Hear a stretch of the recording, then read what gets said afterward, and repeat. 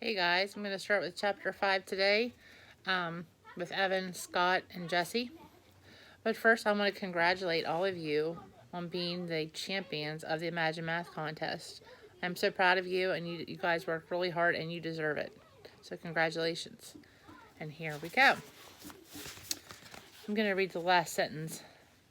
It says, Evan hadn't kept track of all the sales, so he couldn't be sure of how much they made. Why'd I do it? Why'd you do it? Why'd you invite that jerk over for a lemonade stand? Shouted Jessie. And how come you wouldn't let me play? You're the one who was mean. You're such a show-off, said Evan. You always have to let everyone know that you were the smart one. I wasn't showing off. I was trying to have a little fun. Is that against the law? You wouldn't do a lemonade stand with me, and then I wouldn't do a lemonade stand with you. I'll do one with my friend Megan instead. You cannot be her friend. You cannot be her friend, shouted Evan. Why not? Because you're a little kid. You don't even belong in the 4th grade. And because you're such an annoying show-off pest and no one likes you. That's why. The words felt like disgusting spiders running out of his mouth. They were horrible. But it felt so good to get rid of them. Then Evan saw Jessie's lip tremble. Uh-oh, Jessie was a howler. She didn't cry often, and she didn't cry long, but when she did, it was loud. Mom would come down from her office. Evan would catch the blame. Unfair. But Jessie didn't let loose. Instead, she stood as tall as her runty height would allow her and said, Megan likes me. She invited me over to her house tomorrow. We're going to make another lemonade stand and earn twice as much as we did today. Oh, that's it. She was going to ruin everything. Show him up right in front of Megan, even before the school year started.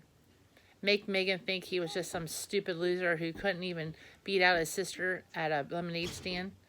Evan boiled over. I wouldn't count on it, Juicy, he said. Jessie hated that nickname, and only Evan used it when he had to. I'm going to have a lemonade stand every day until school starts, and I'm going to earn $100 by the end of the summer, enough for an iPod. Oh, please. Like you could if you even wanted to, said Jessie. Megan and I already made $12 each today. We could have $100, just like that. Jessie snapped her fingers. And then what? Said Evan.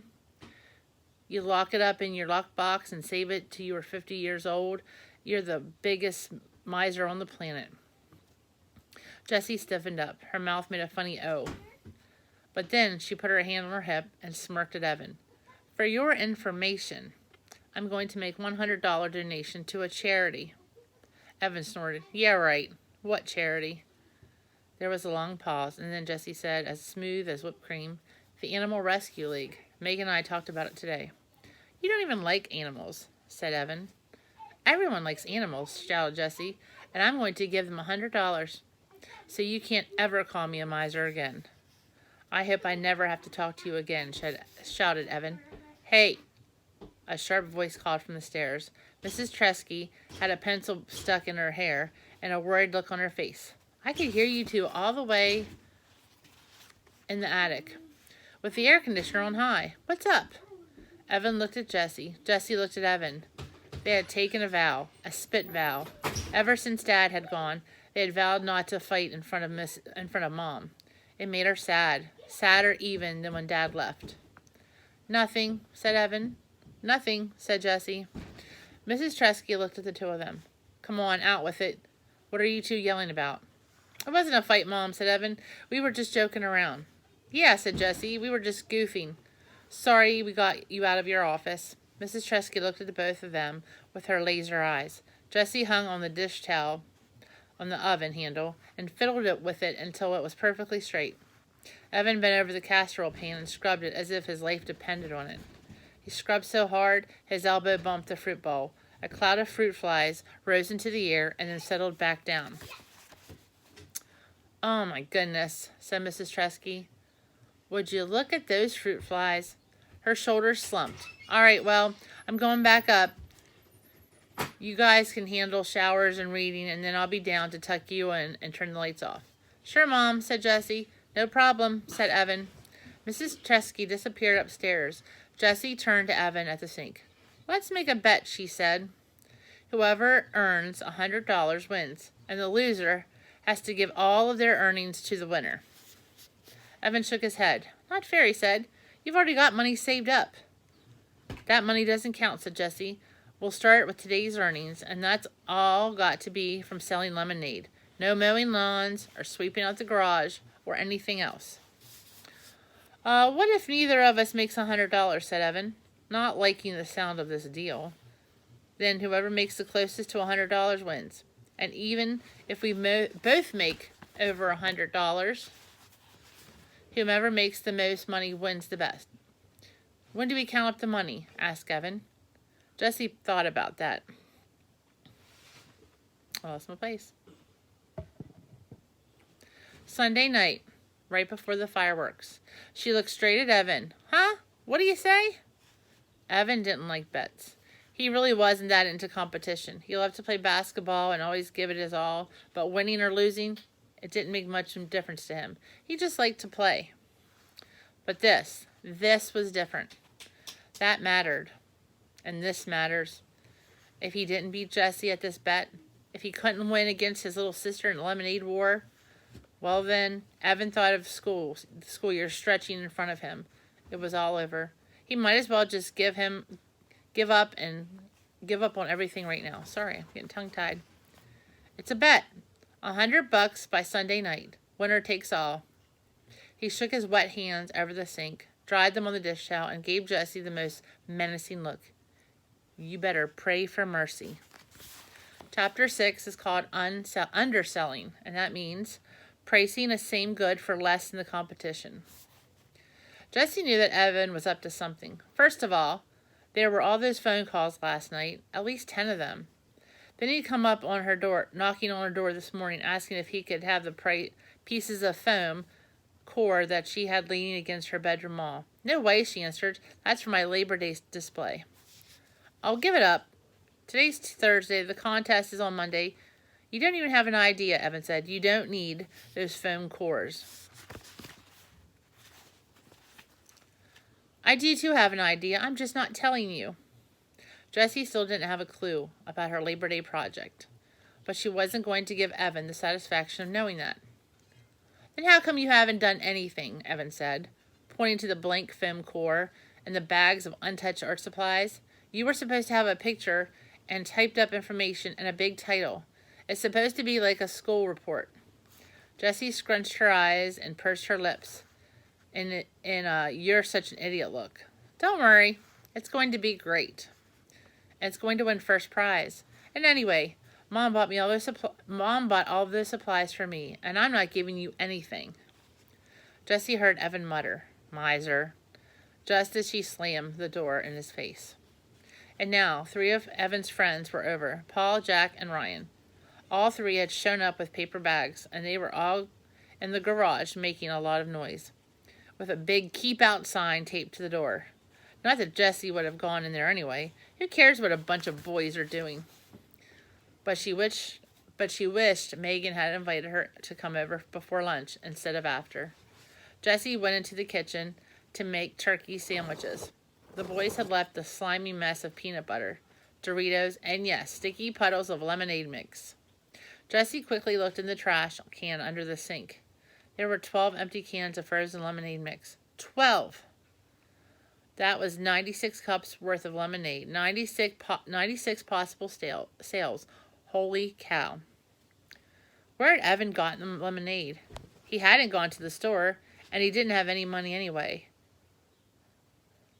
Then Jessie remembered the paper bags that Paul, Ryan, and Jack had carried in. She bet the boys had all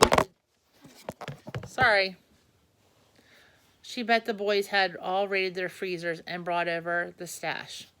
That didn't seem fair. She and Megan had to buy their lemonade today, using the money that they made yesterday.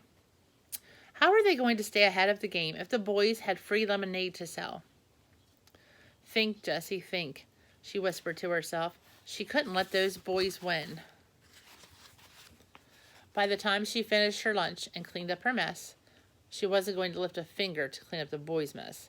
She had the beginning of a plan in her head, which is why she found it doubly confusing when she knocked on Megan's screen and Carly Brownell came to the door. Jessie been ready to go, and she had such a great idea. But then there was Carly, looking at her like she was like an ear... I'm so sorry. I keep getting tongue-tied today. But then there was Carly, looking down at her like she was an earwig. Is Megan home? Asked Jessie. Carly didn't open the screen door as she looked right and left, right behind Jessie. Where's Evan? Huh? Said Jessie. Megan came running down the stairs carrying bottles of nail polish. Oh, hi, Jessie, she said, opening the door. She poked her head out and looked around. Where's Evan? He's at home. Why? Asked Jessie. Carly made a noise like a snorting hippopotamus. I thought you said he was coming, said Megan. No, I didn't, said Jessie. You said it would be fun to make lemonade stand with the three of us. And I said, yeah, that would be fun. So, didn't you want to? Asked Megan. I never asked him, said Jessie. Oh, I thought you were going to, said Megan. Then you should have said, hey, Jessie. Ask Evan if he wants to make the lemonade stand tomorrow, and then I would have asked him. This was exactly what drove Jessie crazy about girls. They always said things halfway and then expected you to get the other half. And Jessie never got the other half. Carly gave Megan a look. Jessie wasn't positive what it meant. But then she was pretty sure it wasn't a nice one. That was the other thing that Jessie hated about girls. They were always giving looks. Looks that contained all kinds of strange and complicated messages. Last year in second grade, there had been 4 girls who were exchanging looks with one another. Becky Baker, Lori Lee's son, Andrea Hennessy, and Eileen Garrett. Jessie watched them and knew that Evan was right. They talked without words. They used their eyes to pass secret messages. She also knew that they didn't like her, only because Evan had finally explained it to her over Christmas. Jessie was surprised when he told her this. They laughed so much. How could they be mean? They were the 4 who started the club, the Wild Hot Jelly Beans Club, or as they called it, the WHJ Club. Becky was president, and she was always telling the others what to do. They made signs and paper buttons and membership cards. The teacher, Mrs. Soren, didn't usually allow clubs in the classroom, but she made an exception, telling the girls, I'll let you wear your buttons in class, but only if you let all the other kids join, if they want to. By the end of the day, every kid in the class was wearing a WHJ button, even Jessie, who'd never belonged to a club before. It had seemed that Becky was being so nice to her. That should have been your first clue, said Evan. Becky made extra buttons for Jessie and even helped tape them all over her shirt. And she made a special membership card for her and even a WHJ sign that helped Jessie glue onto her Writer's Workshop folder. Jessie remembered all the girls laughing and Jessie laughing too, and all those strange looks that Becky and Laura Lee and Andrea and Eileen kept flashing back and forth. Like a secret note passed in the class that Jessie could never read. The very next day, Mrs. Soren collected all the buttons, gathered up all the membership cards, and even replaced Jessie's writing folder. No clubs in this classroom, she said. I made a bad choice by allowing it, even for one day. On the playground, Jessie went up to Becky. Why is she breaking up the club? She asked. Becky gave her a sour look. She'd been grumpy all morning. Don't you get it, you dummy? WHJ doesn't stand for Wild Hot Jelly Beans. We just said that to Mrs. Soren. It stands for We Hate Jessie. It's the We Hate Jessie Club, and everyone in the class is a member. Jessie stared at Becky. Why did they hate her? What had she ever done to them? It didn't make sense. Oops.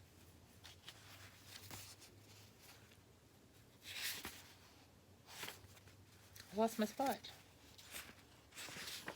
Sorry.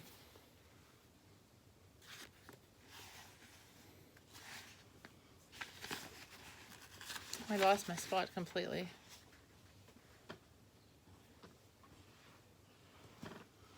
Oh my goodness, I can't find my spot.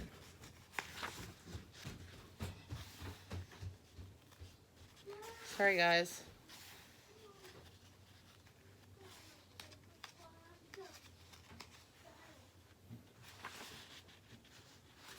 Cannot find my spot.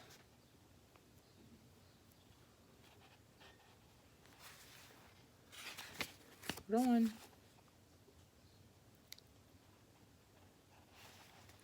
I cannot believe I lost my spot. Hold on. I'm getting to it. Oh, here it is. My book went back. It didn't make sense. And then Laura Lee, Andrea, and Eileen had laughed. And even Becky had managed a smirky grin. Jerks, Evan said later, when Jesse told him the whole story. They got rocks for brains. But Jess, you gotta be on the lookout for girls like that. Oh my goodness, I need to stop. Sorry, I wasted half our time looking for my missed page. Alright, I'll be back tomorrow and we'll continue with chapter 6. Bye guys.